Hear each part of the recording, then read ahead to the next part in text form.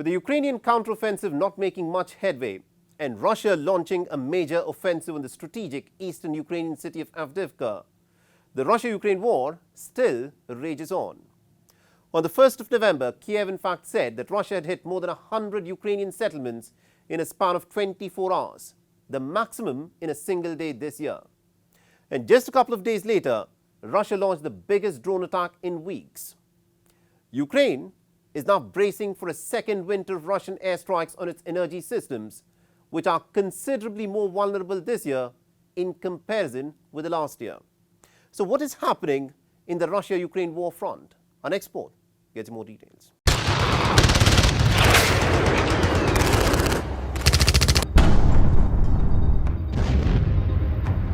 As many as 118 Ukrainian towns and villages were bombarded by Russia in 24 hours.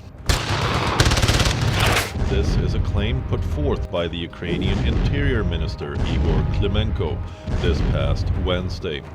According to Klimenko, 10 of Ukraine's 27 regions had come under attack, with the onslaught causing deaths and injuries. Communities near the front lines in the east and the south bore the brunt of the heaviest Russian shelling this year. The Russian defense minister claimed that the military forces of Ukraine are depleting and the Russian advance continues unabated. The abilities of the Ukrainian armed forces are being depleted and the demoralization of the personnel is increasing. Despite the delivery of new NATO weapons, the Kyiv regime is suffering defeat. The grouping of Russian troops continues to conduct an active defense, inflicting effective fire on the enemy. Our units are moving forward, taking more favorable positions. Kyiv also reported a Russian attack on an oil refinery in Kremenchuk, the biggest in Ukraine. Though there were no casualties, it took the effort of almost 100 firefighters over several hours to put out the resulting blaze. Early on Wednesday, Russia launched a massive drone attack hitting critical infrastructure in the west and the south of Ukraine. Reportedly, private houses and commercial buildings were destroyed in Kyiv, Ukraine's second largest city. Ukrainian Air Force, though, claimed to have shot down 24 out of 40 Shahed drones launched by Russia.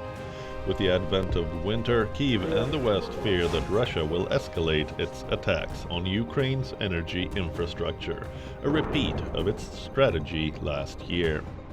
It will be a tougher battle this time around, as Ukraine has less excess capacity and little in the way of spare equipment. A defiant Ukrainian President Volodymyr Zelensky cautioned against the expectations of instant success while rallying his troops. The modern world is set up in such a way that it becomes accustomed to success too quickly. When the full-scale aggression began, many in the world did not think Ukraine would endure. The colossal things done by our people, by our soldiers, are now taken for granted.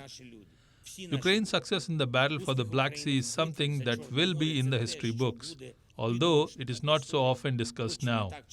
But no matter what, we have to do our part, defend our state, Ukrainian independence, our life, our culture, Ukrainian freedom, and we will protect it. Since its invasion of Ukraine, Russia has dramatically ramped up its domestic arms production. Additionally, it has tapped its few allies for ammunition supplies.